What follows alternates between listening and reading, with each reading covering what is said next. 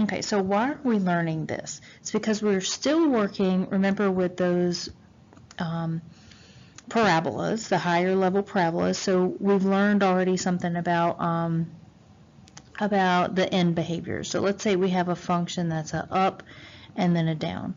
And what we're going to have to do in the next couple sections is kind of figure out where I have zeros. So where does this thing cross the x-axis? So does it cross here, here, here? So where is it that it's going to cross? So these things are called zeros or roots, or we've learned before, solutions. So what we're trying to do by finding factors is to figure out what actually where those places are, the zeros, roots, and the solutions. So the factors are those. So we might ask something like, let's see, and put this into terms that will make sense to you. I might ask you something like, you know how 3 times 5 is 15. That means 3 and 5 are factors of 15. So how did I know that? Well, if you took 3 and you divided it into 15, you get 5 with no remainder. So this 0 remainder is the clue as to when something is a factor or not. And when that happens, in our case, that means it's going to be a 0 in a polynomial world. Now, as we learn these, guys, I'm going to go ahead and let you know you're going to need lots of paper because these questions are rather lengthy. So you'll go ahead and have that ready. You're going to need to have some patience in the beginning, and then once you get good at it, you'll be able to do it with no problem. You remember, it's still that practicing component that we've been talking about over the past few days. And then the mindset to actually complete. I've found out lately that we're not as concerned with completing problems, and I want you to change that mindset and be able to work it from beginning to end. All right, so like we worked before, let's talk about our third grade problem, and this is similar to the one that you just saw on the first page. So it was like 3 into 45, like I said.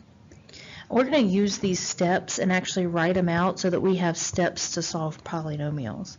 So the first step is to take the first number and plug it into the first number. So 3 goes into 4, and what we're doing in that case is we are dividing. So 3 goes into 4 one time. After I do that division, then I take 1 times 3 and I multiply those. So step 2 is to multiply. Step 3, after I do that, is to subtract. So now I'm going to subtract 4 minus 3 and I get 1. So the next step is to subtract, and then step 4 is to drop. So we're actually going to call that to drop. It's going to be 15. And then, guys, all we do is we start all over again. So we go back up to step 1 and we divide and then multiply and subtract until we've exhausted the whole question. So 3 goes into 15 5 times. We multiply again. 5 times 3 is 15. And then we're down here at the end because there's nothing left to drop. We are going to use these same steps. So if you haven't yet, guys, you do need to get this in your notes. I will also be asking you this on your warm-up tomorrow. And so I want your steps written exactly the way that they are here. All right, so we're going to use those steps to answer this first example. Again, please have plenty of paper. You may want to go outside of your workbook at this point, because I don't know if you're going to have enough room for the 2 examples we're going to work. But the steps again are divide, multiply, subtract, and then drop. All right, so let's see what that looks like in polynomials. The division step means to take x and distribute it into x, and divide it into x cubed. So how many times will 1x fit into 3 x's, I guess, is kind of how you think about it. And so that answer I already know is going to be x squared. Let's say you're having trouble seeing that. There's a couple ways you can think about it. You can think of it as actually division of polynomials, so x cubed divided by x. You subtract the exponents, so you get x squared. Okay, so that's why I'm going to put a little notes section over here. You could also look at it as, what can I put here, so that when here's what I'm talking about. What can I put here so that when I multiply by x, I get x cubed? Okay, so that's another way that you can find it. And the more you practice, the easier it'll come to you. All right, so that is the division step. After I do that, I need to multiply. Now, please keep in mind that we're multiplying x squared by x minus 3.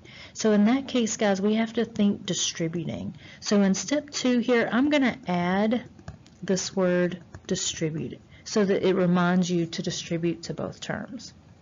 All right, so that step, let's see, will be x squared times x is x, oh, that's a terrible color choice, will be x to the third. Now, notice how these two match. They should always match. If they do, then you're doing it right. Now we're going to take x squared times negative 3, which is negative 3x squared. Now feel free to pause and back up at any point if something doesn't make sense. Okay, we're going to take this slow and steady, and we'll practice it tomorrow for sure. But again, take your time now in the notes section and make sure that it all kind of falls together. All right, so that is the multiplication step, and we distribute it. The next step is going to be to subtract. Now again, when we subtract, we're subtracting, basically we're doing this. We're subtracting to this whole thing, like that. So we have to, again, remember distributing. So we're going to distribute the negative into both terms. So what I like to do is instead of thinking subtract, I actually just change both signs. So I change this x cubed to minus, and I change the 3x squared to positive. And that way it takes care of this distributing here and just changes my signs. So what we can write here beside minus, if we can put change signs, just so it reminds us to do it to all the terms. Okay, so now when we add this straight down, these two should always cancel out, just like it did in the 3rd grade problem. And now we're going to add 4x squared and 3x squared, which is 7x squared. Okay, so that covers step 3. And now step 4 it says to drop down. So we're going to drop down this negative 6x and make that minus 6x. And then, guys, we just start all over again. So we're going to go back up to the top, and we're going to divide. We're going to divide x into 7x squared. So basically, what can I put up here, so that when I multiply by x, I get 7x squared? Well, my 7 has to be there, and I think it would probably be an x, because 7x times x is 7x squared. So again, that takes care of the first step. Second step says to multiply. So again, I'm going to multiply 7x times x minus 3, and I have to remember to distribute. So this will be 7x times x is 7x squared. Notice how they match. 7x times negative 3 is negative 21x. That covers step 2. Now we're going to subtract. Looks like we did that in red. Okay, so now we're going to subtract, which means change both signs. Now these two cancel out, which again they always should. If that happens, that means you're doing it right. It's a good clue. Negative 6x and 21x is 15x. That covers step 3. Now step 4 again is to drop down. So we're going to drop down this plus 5, and we're going to go back to the top and divide again. So we will take our yellow, yep.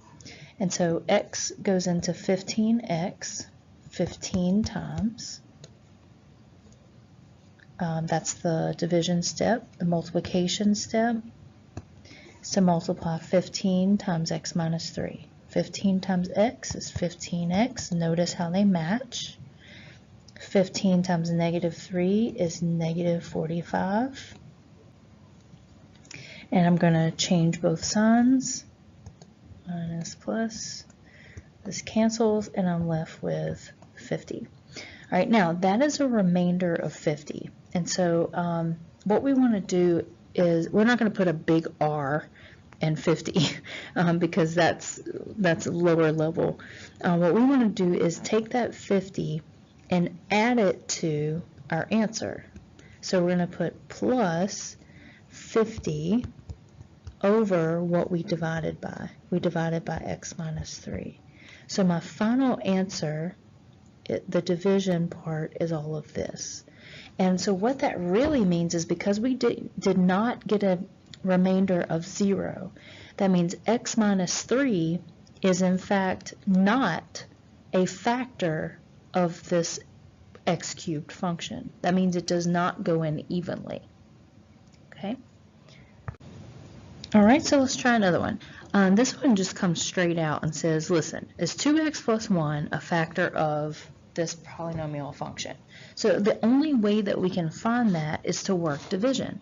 Because again, if somebody asks me, is 3 a factor of 15, you would say yes. And you don't even know why you're saying yes, maybe anymore. But when you first learned this, you learned that 3 goes into 15 evenly as a 5 with no remainder. So what we want to know is, does 2x plus 1 go into this function with no remainder? Now, something that I forgot to tell you earlier on in these problems is that we do have to have a descending order when we write it into the divisor. So since this says 2x to the third, that my degree is 3, I have to have every term after that in descending order. So this would be x squared. I am missing the x. So what I'm going to do is put in what's called a placeholder. And I'll put in 0x. And that's just so that my like terms match up. All right, and then I can add this 1 in there. So it's essentially the same thing. I just added in the one term that was missing by using a coefficient of 0. Okay, it doesn't change the problem at all. Okay, so again, we're going to go through our steps. We're going to have step 1 is to divide. We're going to divide 2x into 2x cubed. So hopefully you're able to figure out by now that that will be x squared. The reason is because x squared times 2x is 2x cubed. All right, again, keep practicing it. You'll eventually start to see it. And now my next step is to multiply. So we're going to multiply x squared times 2x. We get 2x cubed. Notice how they match. X squared times 1 is just x squared. And then we're going to do our subtraction step, which says to distribute or change all the signs. Oops. Yeah, change all the signs. So minus, minus. This cancels. And negative 3 and negative 1x is negative 4, actually x squared. Notice the like terms will stay the same. So I'm just adding this negative 3 and negative 1 is negative 4, x squared stays. Now my last step is to drop down. So I'm going to drop this 0x. And I know it seems silly if it's just 0, but you'll see why in just a second. And we go back to the top and divide. 2x goes into negative 4x squared. Let's see, it would have to be a negative 2, because negative 2 times 2 is negative 4. X goes into x squared, I'd say 1x times. Okay, so let's just double check it.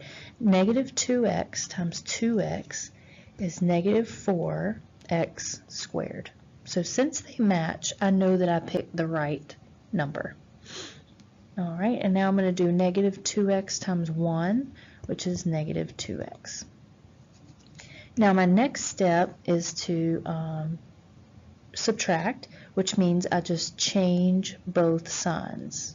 Okay, so all I'm doing is changing the signs, the same thing as distributing a negative. My 4x squared and my negative 4x squared cancel. Good, that's exactly what I want. And now this is why I have that green 0x, because the next term that flows is 2x, and I want to be able to have something to use as a placeholder. I know I'm still going to get 2x, but if I didn't have that there, I would have dropped down a 1, and I wouldn't have known what to do with it. Okay, so that's why we need that placeholder.